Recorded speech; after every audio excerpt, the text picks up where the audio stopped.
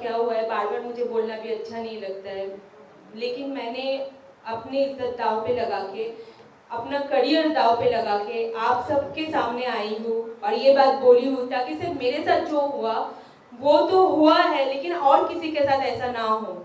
और मेरी एक रिक्वेस्ट है, अगर किसी के साथ भी ऐसा होता है कि डर के, मैं जैसे डर गई थी, आप लोग डरो मत, सामने आओ, बोलो और इसका प्रतिवाद करो और आगे बोलो, अपना जो हक है वो जरूर लेना। थैंक टू रामदास अथरेले जी जो मेरे साथ खड़े हुए हैं। I am so grateful to him. मेरे लॉयर है, हमेशा मेरे साथ रहते हैं। आज मुझे, मैं जो साहस जुटा के आपके सामने बोल रही हूँ, ये साहस हर लड़की के साथ अंदर होना चाहिए और वो साहस लेके आपके साथ कुछ भी गलत होता है उसके लिए आवाज उठाओ और सामने आओ, डर के मत बैठे रहो। मेरा एक रिक्वेस्ट है, प्लीज। और आपने बोला है कि हम आपके पीछे खड़े हुए हैं, हम आपके पीछे खड़े हुए हैं क्योंकि आपके कारण हम बड़े हुए हैं, तो हम भी बड़े आपके कारण ही हुए हैं।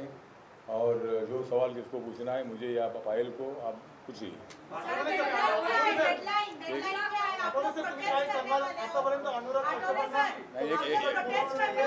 अरे क्या, हाँ नहीं, डेडलाइन तो अभी 7 दिन हो रहे हैं, तो ऐसे केस में महिलाओं का ज़्यादा सुनने का कानून है। अगर कोई महिला बोलती है, हाँ तो गिरफ्तार कब हो गए पुलिस को मालूम है, लेकिन जल्दी गिरफ्तार होना चाहिए, हमारी मांग है। कितने दिनों का दे रहे हो आप लोग पुलिस को एक्शन लेने के लिए? What is the ultimatum you are giving to officers? Ultimatum, we are giving the ultimatum within 7 days. If the police will arrest Mr. Anurag Kashyap, otherwise RPI will start our agitation in or Mumbai. Anurag Kashyap यांना नेमकं कोण वाचवते? महाराष्ट्र सरकार त्यांना वाचवते असा तुमचा आरोप आहे का?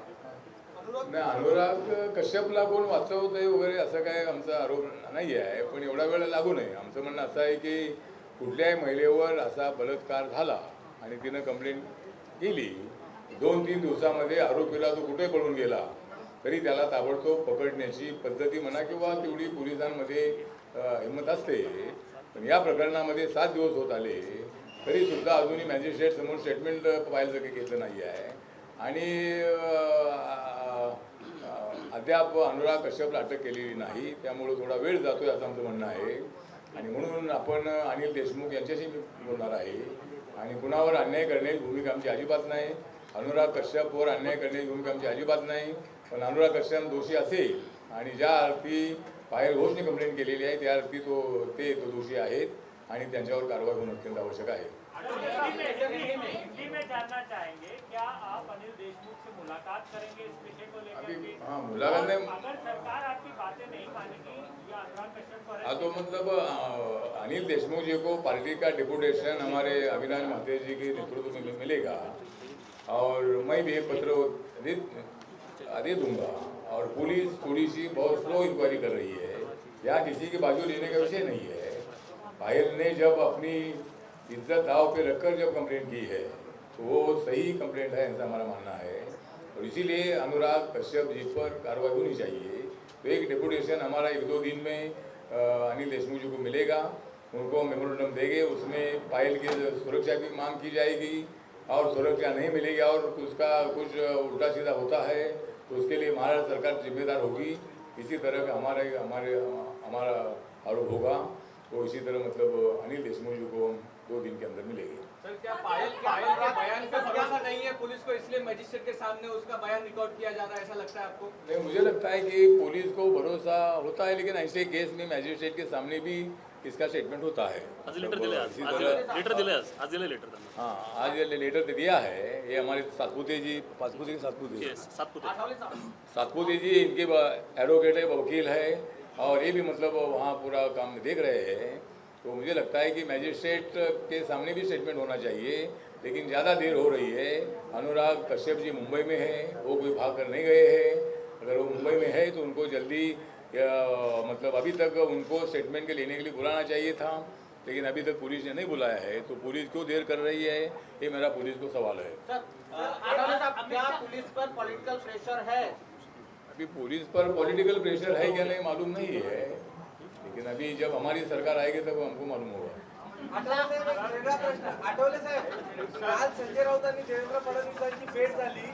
संजय राऊत आणि देवेंद्र फडणवीसांची तुम्ही काहीतरी एक प्रस्ताव दिलाय आता थोड्या वेळापूर्वी बातमी चर्चेत आहे. 50-50चा काय प्रस्ताव आहे तुमचा? आता देवेंद्र फडणवीस आणि संजय राऊत हे दोघे माझे चांगले मित्र आहेत आणि दोघांची भेट जवळजवळ 2 तास झाली अशा पद्धतीची माहिती मला आहे.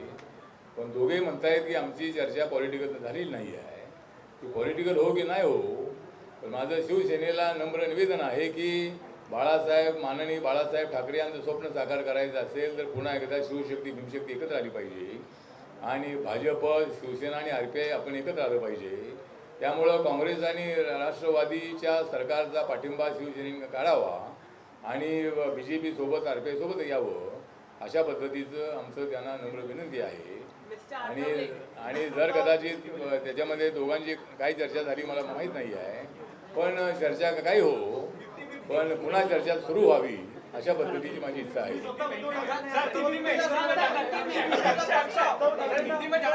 मतलब जिस तरह मतलब माननीय माजी मुख्यमंत्री और विरोधी पक्ष नेता महाराष्ट्र के विधिमंडल के देवेंद्र फडणवीस जी को संजय राउत जी जो शिवसेना के प्रवक्ता भी है, नेता भी है और पत्रकार भी है, सामना के एडिटर भी है, और उन्होंने मतलब 2 घंटा तक उनके साथ बात की है, लेकिन दोनों भी नहीं मान्य कर रहे कि भाई हमारी पॉलिटिकल चर्चा हुई है. तो मेरा मानना है कि उनकी पॉलिटिकल चर्चा हो या सामाजिक चर्चा हो, लेकिन मेरा सुझाव ये है, प्रस्ताव ये है कि शिवसेना ने दोबारा मतलब BJP के साथ आना चाहिए और 1 साल भर उद्धव ठाकरे जी ने मुख्यमंत्री पद पर रहना चाहिए. बाद वाले 3 साल जो है 3 साल देवेंद्र फडणवीस को मुख्यमंत्री बनाना चाहिए और दिल्ली में भी मतलब 1 या 2 मंत्री पद उनको मिलने के बारे में भी चर्चा हो सकती है. और सत्ता में अच्छी भागीदारी शिवसेना को मिलेगी और शिवसेना ने कांग्रेस और राष्ट्रवादी के चक्रव्यूह में नहीं अटकना चाहिए, उन्होंने हमारे साथ आना चाहिए. महाराष्ट्र में इज्जत दांव पे रखने के बाद भी हंगर स्ट्राइक की बात आ रही है, भूख हड़ताल की बात आ रही है महाराष्ट्र में. काय गेली नहीं इज्जत दांव पे रखने के बाद भी फायर घोष सामने आई है, उसके बाद भी फायर घोष को भूख हड़ताल करने की बात कह रही है. अच्छा, हाँ. ऐसा क्यों महाराष्ट्र में ऐसा क्यों हो रहा है? महाराष्ट्र में ऐसा इसलिए हो रहा है कि हमारी सरकार नहीं है. और ये सरकार जो है ये सरकार मतलब ठीक नहीं चल रही है. सरकार कब गिर जाएगी मालूम नहीं है. मैंने बोला था कि गणेश उत्सव के बाद ही इसका विसर्जन होगा, लेकिन और थोड़ा सा टाइम लगेगा. लेकिन ठीक बात है कि सरकारचं विसर्जन कधीपर्यंत आहे? तुम्हाला काय वाटतं? गणेश आता या सरकारचं विसर्जन कधी होणार याच्यासाठी मला देवेंद्र फडणवीस आणि संजय राऊतना बोलावं लागेल. स्वतः उद्धव ठाकरेंना भेटणार असतात, तुमचे त्यांच्याशी चांगले संबंध आहेत. कुणाची? आता फॉर्म्युला दिला 50-50चा, 1 वर्ष उद्धव ठाकरे मुख्यमंत्री राहायला हवेत, भाजप आणि सेना पुन्हा एकदा सत्तेवर यायला हवी. तर या संदर्भामध्ये तुम्ही स्वतः उद्धव ठाकरेंना भेटणार आहात का, त्यांना भेटून सांगणार आहात का? आता भेटणार आहात का? आता इकडे संजय राऊत देवेंद्र फडणवीसला भेटल्याबरोबर राष्ट्रवादी काँग्रेस आणि काँग्रेसमध्ये अस्वस्थता निर्माण झाली आणि ताबडतोब माननीय शरद पवारजी आणि हे यांना भेटले. तर या आपल्या माननीय मुख्यमंत्री उद्धवजींना भेटले आणि उद्धवजींनी हेच सांगितलं की असं काय होणार नाही, सरकार आपलं 5 वर्ष टिकेल. सरकार तुमचं 5 वर्ष टिकेल की आमचं 5 वर्ष टिकेल बघूया. परंतु त्या ठिकाणी अशा पद्धतीनं जो प्रकार झालेला आहे, एक तर शिवसेना जर आमच्यासोबत आली नाही तर राष्ट्रवादी काँग्रेसला आमचं निमंत्रण आहे की शरद पवारांनी NDAमध्ये यावं. मी मागे एकदा म्हणालो होतो की महाराष्ट्राच्या विकासासाठी, देशाच्या विकासासाठी, शेतकऱ्यांच्या विकासासाठी शरद पवार साहेबांनी असा निर्णय घ्यावा. आणि माझी आणि त्यांची दोस्ती एवढी आहे की मला इकडे करमत नाही आहे आणि त्यांना तिकडे करमत नाही आहे. त्यामुळं त्यांनी NDAमध्ये यावं आणि नरेंद्र मोदींच्या सोबत देशाच्या शेतकऱ्यांचा विकास करण्यासाठी त्यांनी इकडे यावं अशा पद्धतीचं त्यांना आमचं निमंत्रण आहे. सर ये हिंदी में भी बोल दीजिए. हाँ, तो मतलब मेरा अगर शिवसेना हमारे साथ नहीं आती है तो हमारे सामने दूसरा भी पर्याय ये है कि राष्ट्रवादी कांग्रेस पार्टी, जिस अजीत पवार साहब ने मतलब देवेंद्र फडणवीस साहब के साथ उप मुख्यमंत्री पद की शपथ ले ली थी, तो इसका मतलब ये नहीं है कि राष्ट्रवादी कांग्रेस इधर नहीं आ सकती है. तो इसीलिए मुझे लगता है कि राष्ट्रवादी कांग्रेस अगर हमारे साथ आती है, अगर बीजेपी आरपीआई के साथ आती है, तो मुझे लगता है कि शरद पवार जी को और भी अच्छा बड़ा पद आगे भविष्य में मिल सकता है और नरेंद्र मोदी जी को एक बड़ा अच्छा मित्र भी मिल सकता है। तो इसीलिए मुझे लगता है कि मेरा राष्ट्रवादी कांग्रेस को भी आह्वान है कि देश के विकास के लिए, महाराष्ट्र के विकास के लिए पवार साहब ने शिवसेना के साथ रहने का कोई फायदा नहीं है, उन्होंने बीजेपी के साथ आना चाहिए। सुशांत सिंह राजपूत अगला विचार सर तुम्ही आता स्वतः दिल्लीच्या अधिवेशनामध्ये बघा, दिल्लीचं अधिवेशन आता संपलेलं आहे. शरद पवारांनी भाजपाच्या नेत्यांच्या काही भेटीगाठी घेतल्या का? तुम्ही स्वतः आता दिल्लीमध्ये होता. नाही, भेटीगाठीवर काही घेतल्या नाही आहे, परंतु ठीक आहे, माझं मत आहे ते, माझं ते त्यांचं मत आहे असं मी म्हटलेलं नाही आहे. मला असं वाटतं की शरद पवारांनी इकडं यावं, हे माझं मत आहे आणि त्याच्यावर त्यांनी विचार करावा. जसं मी मागच्या वेळेला सांगितलं होतं की राहुल गांधी अध्यक्ष म्हणायला तयार नाही आहेत, सोनिया गांधी अध्यक्षपद सोडण्याच्या तयारीत आहेत, मग अध्यक्ष करायचं कुणाला, म्हणून मी असं म्हटलं होतं की राष्ट्रवादी काँग्रेसमध्ये विलीन करा आणि शरद पवारांना काँग्रेसचा अध्यक्ष बनवा, असंही माझं मी मांडलं होतं. सर, आप भाजपा को शिवसेना के साथ आने के लिए कह रहे हैं, लेकिन अन्य राज्यों में जो हालत है भाजपा की, अगर हम देखें तो उन्हीं के घटक दल उनका साथ छोड़कर अलग हो रहे हैं, तो ऐसे में आप क्या भाजपा को सलाह देना चाहेंगे? नहीं, मैं भाजपा को सलाह ये देना चाहूँगा कि क्या शिवसेना तो अपने खुद से निकल गई, हमने उनको थोड़ा निकाला है, हम किसी को निकालते नहीं है. हम अकाली दल छोटे मर्जी से तो अकाली दल भी खुद गया है. अकाली दल का पूरा बेस किसानों पर है उनकी पार्टी, और कांग्रेस पार्टी ने किसानों को भड़काया था और इसीलिए मतलब उनको नाइलाज करते हुए उनको इंडिया छोड़ना पड़ा है. लेकिन कुछ दिनों के बाद वो इंडिया के साथ आएंगे और अगर ये दोनों ने साथ छोड़ा है, इसीलिए एक नए मित्र की हम साथ लेना चाहते हैं और वो मित्र है शरद पवार जी, तो उनकी साथ भी हमें मिल सकती है. आगे और भी कोई पार्टी हमारे साथ आ सकती है, बहुत सारी पार्टी है, बीजू जनता दल है, हमारा जगन मोहन रेड्डी का पार्टी है, ऐसी बहुत सारी पार्टियां हैं कि वो पार्टियां इंडिया के साथ आ सकती है. और अभी जगन मोहन रेड्डी आज दिल्ली में आकर अमित शाह साहब को मिलकर गए हैं, तो इसका मतलब ये है कि जगन मोहन रेड्डी अगर ये दो गए हैं तो दूसरे दो लेने के चक्कर में हम लोग हैं और इसीलिए दो कोई साथी हमारे साथ आ सकते हैं.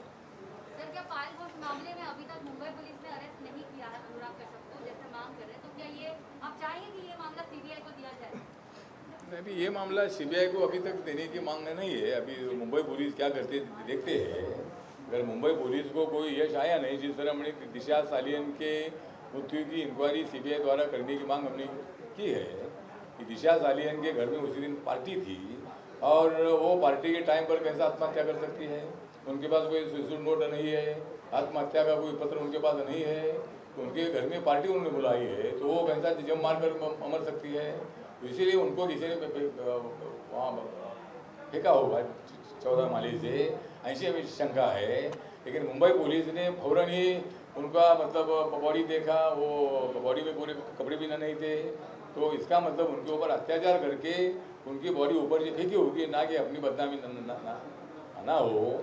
तो उसकी मुंबई पुलिस ने ठीक इंक्वायरी नहीं की, एकदम बोला कि आत्महत्या है तो आत्महत्या है, क्यों उनके पास सुसाइड नोट थी, क्या उनकी पार्टी थी तो क्यों मतलब आत्महत्या करेगी. ये सवालों पर मुंबई पुलिस ने ध्यान नहीं दिया. मुंबई पुलिस बहुत बड़ी एक्सपर्ट है. और मुंबई में कोई एक मर्डर अगर एक आदमी का होता है तो 24 घंटे में 48 घंटे में वो आरोपी को पकड़कर जेल में डालते हैं. लेकिन ये केस में ऐसा नहीं हुआ, सुशांत के केस में भी ऐसा नहीं हुआ. तो मुझे लगता है कि पायल के संबंध में उनकी इंक्वायरी पुलिस ने जल्दी करनी चाहिए और नहीं अगर पुलिस करेगी तो सीबीआई के पास इंक्वायरी की मांग हमको करनी नीतीश पड़ेगी. राणे ने ये भी कहा था कि दिशा सालियान ने 100 नंबर पर फोन भी किया था, लेकिन मुंबई पुलिस ने कोई रिस्पॉन्ड नहीं किया. हाँ, तो मतलब जिस तरह ये जानकारी है कि कुछ लोग अंदर जा रहे थे, बाहर आ रहे थे और उनके ऊपर शायद उनके मास्टर बेडरूम में अत्याचार हो रहा था, तो जब उन लोगों ने कुछ ऐसा एक किया होगा, तभी 4-5 लोगों ने मिलकर उनको आवाज़ वगैरह करने का मौका नहीं दिया होगा और फिर उन्होंने 100 नंबर को फ़ोन भी किया. लेकिन तब मुंबई पुलिस आई नहीं. जब वो उनका बॉडी नीचे मिला तब मुंबई पुलिस आई, तब मुंबई पुलिस को खबर थी कि उनके घर में पार्टी थी करके. इसीलिए हमारा डाउट है कि भाई उनका भी हत्या हुई है और उनकी हत्या सुशांत सिंह राजपूत की हत्या से भी निगड़ित हो सकती है. इसी तरह मुझे लगता है कि जब सुशांत को मालूम हुआ तब उनको डर लगा था कि भाई मेरा कैसा हो तो हो सकता है क्या, और ऐसा ही हुआ, मतलब 6 दिन के बाद 14 जून को सुशांत सिंह राजपूत की हत्या हुई। अभी आत्महत्या बोल रहे हैं, लेकिन सीबीआई ने जल्दी इंक्वायरी करनी चाहिए। और जो फिल्म एक्टर और एक्ट्रेस है जो ड्रग ले रहे, अभी मतलब एनसीबी की इंक्वायरी बहुत ज़्यादा चल रही हो, चलने दो, लेकिन सुशांत के मर्डर की या सुशांत की आत्महत्या की जो इंक्वायरी है ये सीबीआई ने जल्दी पूरी करनी चाहिए, ऐसा हमारा कहना है। My question is for Payal. अरे इनको पूछो। हाँ पायल, हाँ Payal ji, how do you come out and look at this? You have been so vocal. You came out in public, you spoke about what you have undergone. It's an unfortunate fact and yet there is no action that has been taken on Mr. Kashyap. क्या आपको लगता है कि government is trying to save Mr. Kashyap in some or other way, and See, that's the reason why you are not getting justice? See, Mumbai has been very well known for protecting women, and मैं इतने सालों से मुंबई में हूँ, हमेशा safe feel की हूँ मुंबई में। पुलिस मुझे कोऑपरेट कर रहा है, लेकिन अगर कोई ऊपर से या कोई इन्फ्लुएंशियल लोग उनको दबाव में डालेंगे तो उनके हाथ में कुछ नहीं रहता। लेकिन मेरा personal experience with police is they are cooperating me, they are very nice to me, but कभी कभी उनके हाथ की मतलब उनमें नहीं रहता है चीज़। It goes if he gets like any other an influential people pressurise them, then they can not do anything. आपको एक बार रिप्लाई करना चाहती हूँ, इनको बोलो मैजिस्ट्रेट के पास आपने जो बताया, हमने मांग रखी है कि मेरा स्टेटमेंट रिकॉर्ड किया जाए मैजिस्ट्रेट के सामने, ये हमने मांग रखी है पुलिस के सामने। बट आपको लग रहा है पॉलिटिकल प्रेशर है पुलिस पे, इसलिए एक्शन नहीं? देखिए मुझे तो ये समझ में नहीं आ रहा है, जब 376 लगा हुआ है तो अभी तक एक्यूज जेल में क्यों नहीं है? वो खुल रहा है, मैं सुबह से रात तक कभी हॉस्पिटल में, कभी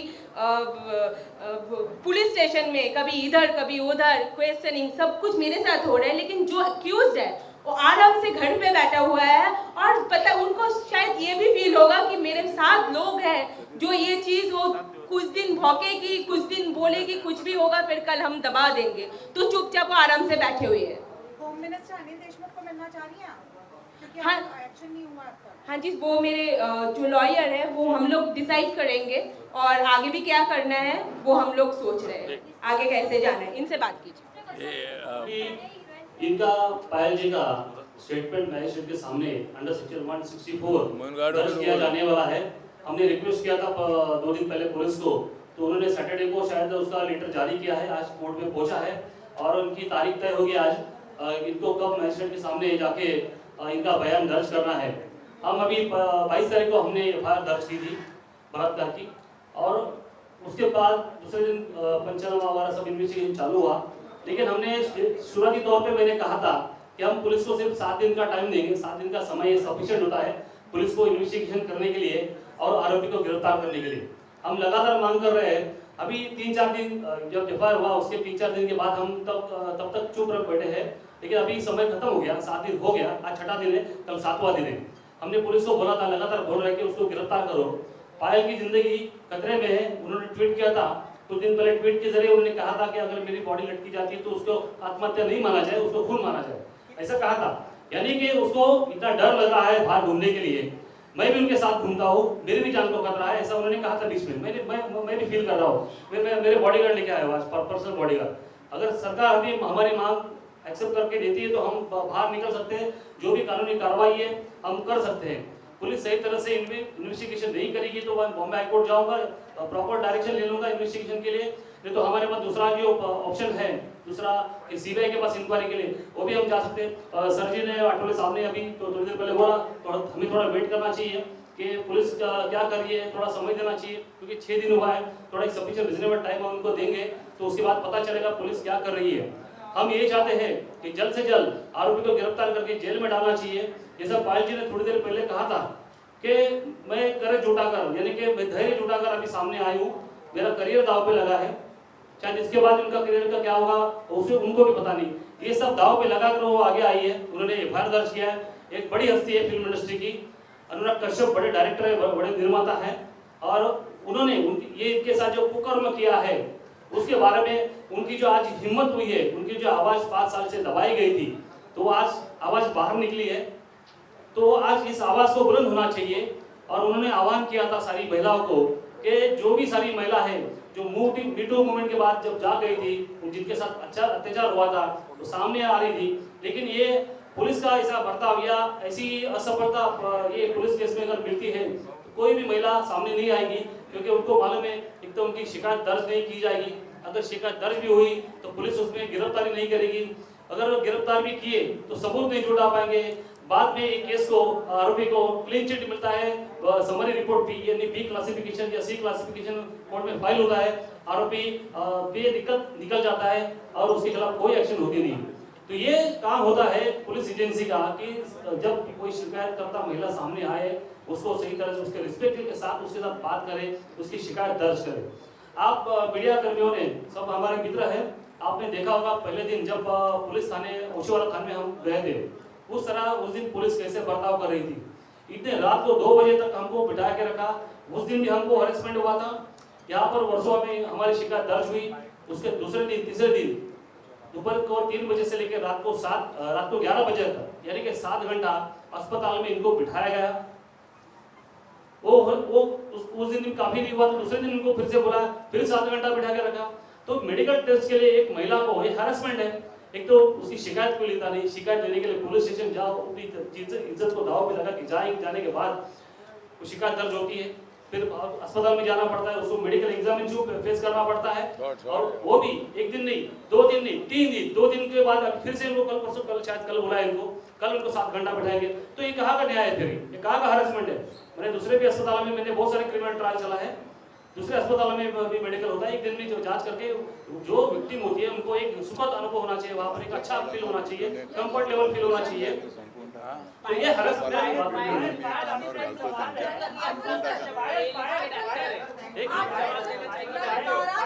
महाराष्ट्र में आपसे सवाल है आठवले सर, महाराष्ट्र में कानून पर से विश्वास करना है, महाराष्ट्र में कानून पर से विश्वास उठ गया है, इसीलिए गांधीगिरी में जाने की जरूरत पड़ रही है क्योंकि कानून पर से विश्वास उठ गया है। महाराष्ट्र के अंदर कानून व्यवस्था ऐसी है।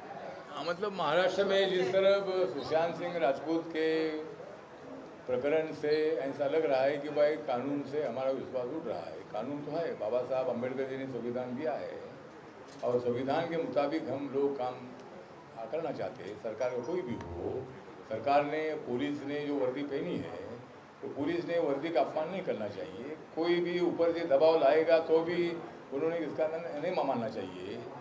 अगर हम भी बहुत बार मेरे पास कार्यकर्ता आते हैं और वो बोलते हैं भाई हमको ऐसा अरेस्ट किया है, लेकिन पुलिस बोलते हैं नहीं उन्होंने चाकू मारा है किसी ने हमको अरेस्ट किया है, तो हम ज़्यादा नहीं बोलते, हम उनके ऊपर ऐसा दबाव नहीं डालते हैं।